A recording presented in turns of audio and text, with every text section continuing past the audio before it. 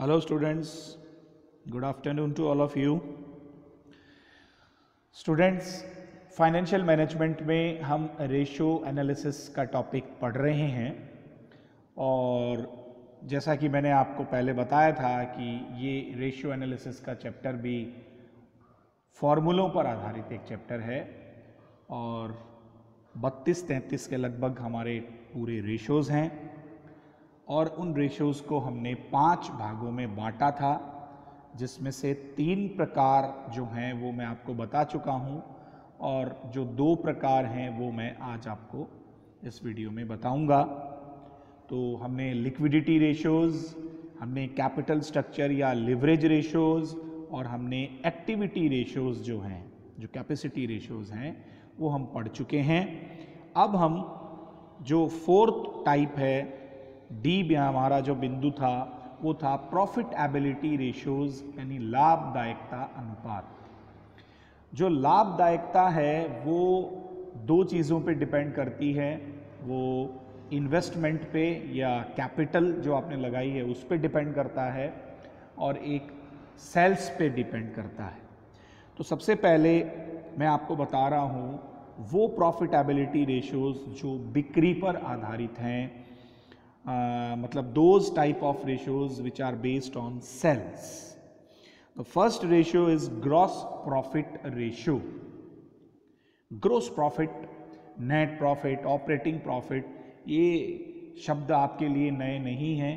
आपने 11th class 12th class में भी, फर्स्ट ईयर में भी आप लोगों ने profit and loss account, balance sheet, इन सारी चीज़ों से आपका पाला पड़ा है।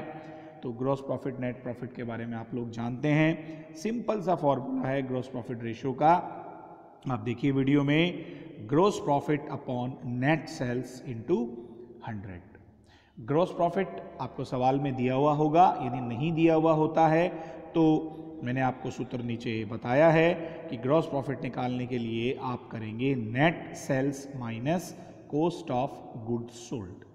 नेट सेल्स में से आप cost of goods sold minus कर दीजिए।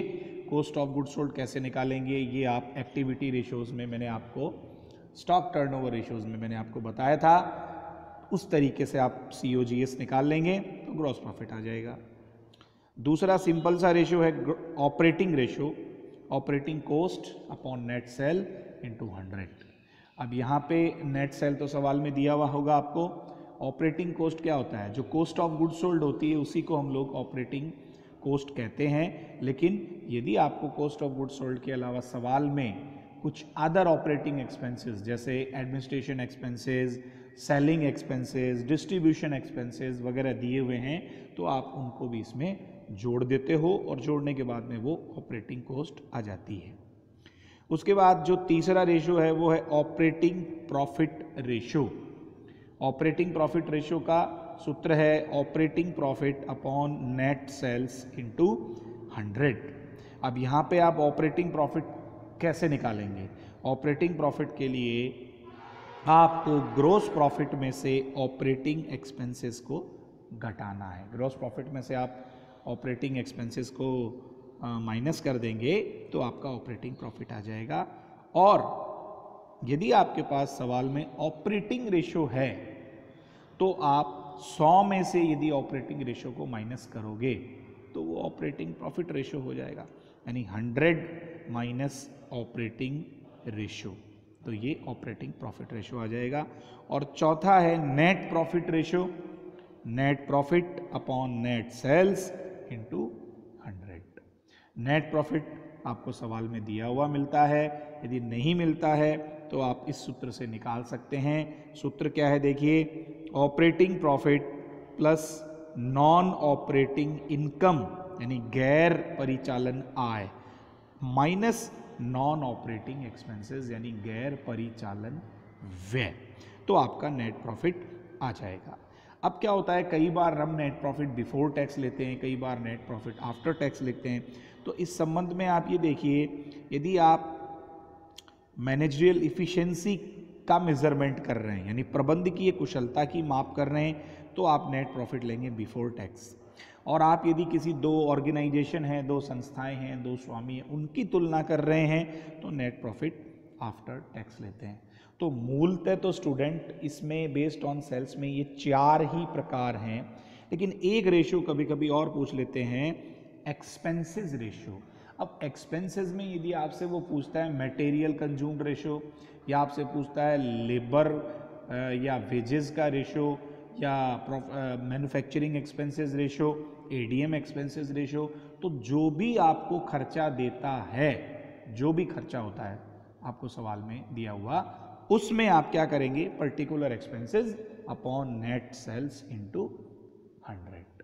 बस जो भी खर्चा दिया हुआ हो बटा नेट सेल गुणा 100, तो आपका वो रेशियो आ जाएगा। तो स्टूडेंट्स ये मैंने आपको बेस्ड ऑन सेल्स वाले रेशियोज मैंने आपको यहाँ पे बता दिए। उसके बाद देखिए, ये तो जो बिक्री पर आधारित हमारे रेशियो थे, अब मैं आपको बता रहा हूँ based on investment. Based of investment में सबसे पहला रेशियो है return on capital employed. Return on capital employed के 2 फॉर्मूले हैं, नेट प्रॉफिट आफ्टर या before tax upon capital employed into 100, अथवा net profit upon total assets into 100।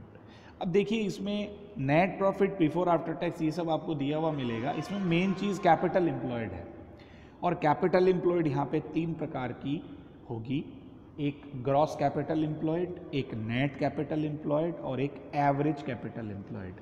और कहीं पे कुछ भी नहीं लिखा है, केवल यही लिखा है कैपिटल एम्प्लॉयड, तो आप उसे मान के चलेंगे कि वो नेट कैपिटल एम्प्लॉयड है। नेट कैपिटल एम्प्लॉयड के लिए आपको क्या करना पड़ेगा, ग्रॉस कैपिटल एम्प्लॉयड में से करंट लायबिलिटीज़ को माइनस करना पड़ेगा। और ग्रॉस कैपिटल एम्प्लॉयड क्या होती है, वो टोटल असेट्स होती है। तो जो आपको बैलेंस शीट में टोटल असेट्स दी हुई आई, टोटल असेट्स में से आप करंट लायबिलिटीज़ को माइनस कर दीजिए, यानी शॉर्ट टर्म बोरोइंग्स को माइनस कर दीजिए, तो नेट कैपिटल एम्प्लॉयड आ जाएगी। और एवरेज निकालना हो तो opening capital employed plus closing capital employed upon 2।